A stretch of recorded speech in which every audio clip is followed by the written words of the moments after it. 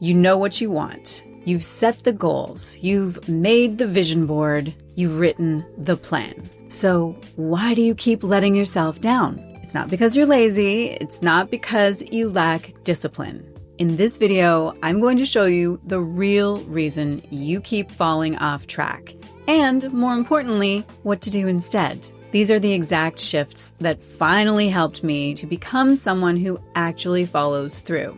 So let's get straight into it. I have got 5 myths that I want to tackle, and the first one is a big one. You just need more willpower. We love blaming ourselves for a lack of willpower. We tell ourselves, if I were just more motivated, if I just tried harder, if I had more grit, I'd be unstoppable. But here's the truth. Willpower is a terrible long-term strategy. It's like trying to run a marathon on fumes and vibes. It's not taking you very far. What actually works? Identity. Because we don't act out of logic, we act out of who we believe we are. Let me give you an example. When I was still working as a doctor, I wanted to become someone who wrote every day. I had this dream of becoming a writer, so I kept setting goals.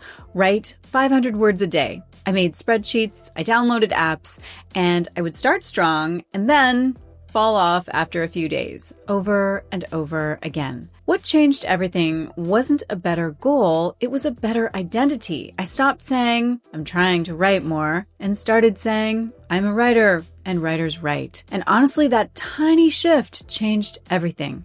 Because if you are the kind of person who writes, then even on a bad day, you show up. Even if it's 10 minutes, even if it's 1 sentence. And that's the difference. It's not about gritting your teeth. It's about becoming someone who doesn't need to. So here's what I want you to do. Choose one identity you're stepping into this week. Say it in the present tense. Write it down. Stick it to your bathroom mirror.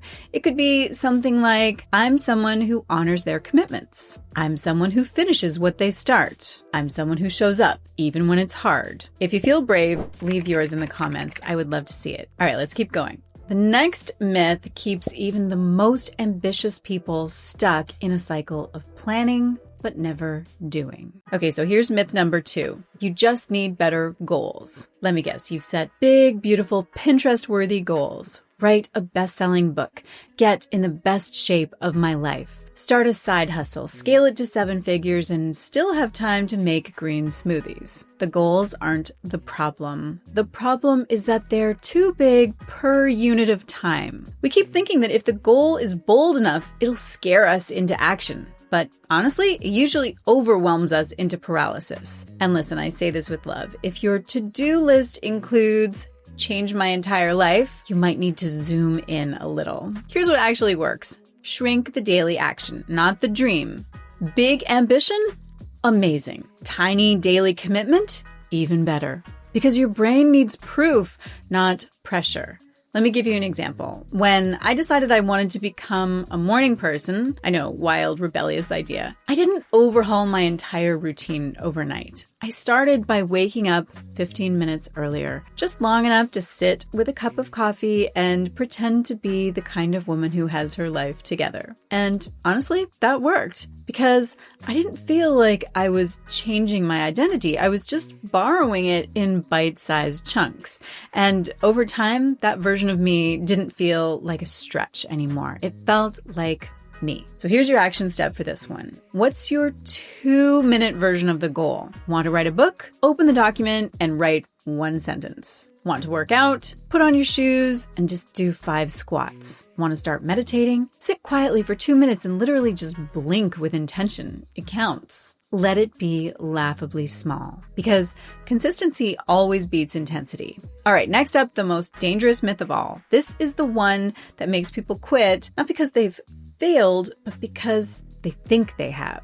And we are absolutely not doing that anymore. Myth number 3 is this. If you fall off track, you failed. This is the myth that quietly destroys more goals than anything else.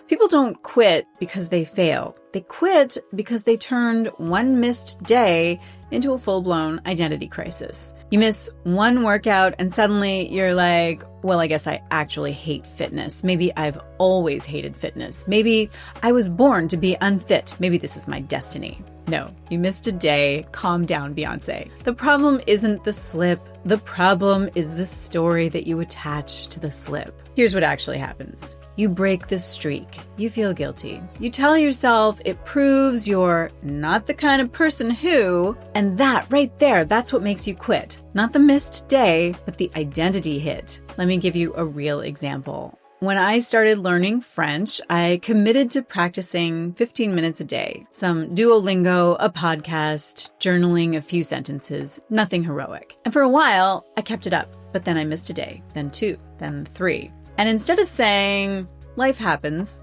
I immediately spiraled into, see, this is why you can't have nice things. I made the missed days mean something about who I was. That I wasn't consistent, that I'd never become fluent, that the version of me who lives effortlessly between Canada and Europe was just a fantasy. That was the real problem, not the missed days, but the meaning that I attached to them. Everything changed when I started practicing something that I now call rupture, then repair. A rupture is when you break the streak. Repair is when you get back on track without the drama. High performers aren't people who never slip. They're people who repair quickly. That's it. So here's what I want you to do. Create your one-line repair protocol. Something like, when I miss a day, I pick it back up tomorrow. No drama. Create a mantra like, one setback doesn't erase my identity. Or pause, reset, continue. Write it down. Put it somewhere that you'll see it. This, not perfection, is what builds self-trust. All right, coming up next is the myth that tricks smart, motivated people into thinking that they're making progress when they're actually spinning in a very pretty, very organized circle. Here's myth number 4. Tracking progress will keep me motivated. Here's a fun fact. You can be tracking everything and still going nowhere. And yet, we love a good tracker. Weight, pages written, monthly revenue, hours slept, mood, and of course, apps that gamify it all with fireworks and badges. But here's the catch. Outcomes are lagging indicators. They show up after the real work has happened. If you only track results, you're always reacting, never reinforcing. What actually builds momentum? Tracking identity-aligned actions. So let me show you the difference. The old way is, did I lose 5 pounds this month? The new way, did I move my body today like someone who values strength and energy? Old way, did I finish my book yet? New way, did I act like a writer today? See the shift? One creates a lot of pressure. The other builds proof. And proof is what reshapes your identity. When I finally made this shift, I stopped obsessing over the number of words that I had written, or the size of my audience, or the milestones that I hadn't hit yet. And I started focusing on what version of me showed up today. And funny enough, that's when the milestones started happening. Here's your action step for this. Pick one behavior to track this week that reflects who you're becoming. Here are some examples. Did I show up on time for myself today? Did I honor my morning routine like someone who respects her energy? Did I create something instead of consuming? The goal isn't to impress your tracker. It's to prove to yourself, this is who I am now. Okay, coming up next is the final myth, and it's a sneaky one. This is the one that makes you think your follow-through problem is about strategy or tools, when actually it's something much deeper. Here's myth number 5.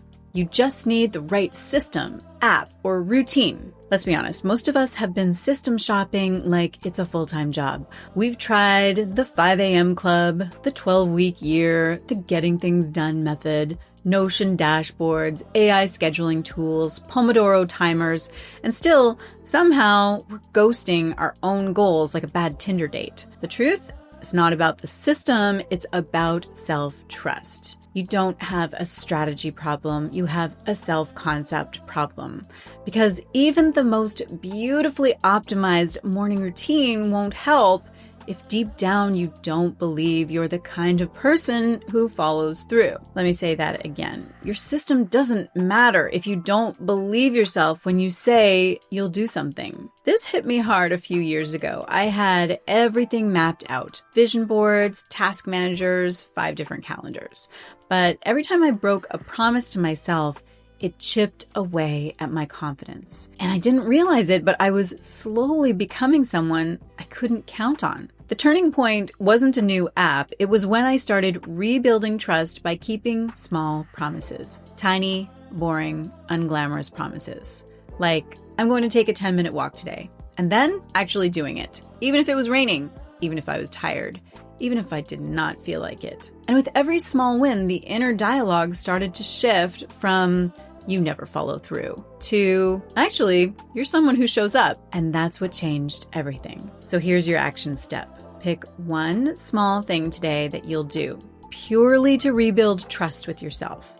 Not for the result, not for the tracker, just to prove I'm someone who follows through. That's how it starts. So let's recap.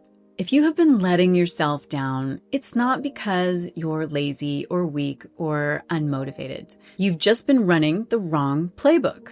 So here's the new one. Number 1, stop chasing discipline, start stepping into identity. Number 2, shrink the action, not the ambition. Number 3, repair fast and don't spiral. Number 4, track what reinforces who you're becoming. And number 5, focus less on systems, more on self-trust. Now, if you want help putting this into action, I created a free tool to help you to reset your energy and rebuild momentum fast. It's called The Reset, and it's a 5-day challenge that includes short daily prompts, an identity anchor tracker, and tools that I usually only give to paid students. The link is below, so go grab it if it sounds like something that you would like to do. And tell me in the comments, what identity are you stepping into right now? I would love to cheer you on. If you enjoyed this video, I think you are going to love the one that I am lining up for you next. It is called The 3 Daily Moves That Build a Brand New You. If you want to lock in your next chapter with 3 daily moves that actually change your identity, then that video will help you put everything into motion. I will link it on the next screen, and I will see you there. You know what you want. No, I don't like that. No. I made the, now did I? Going back.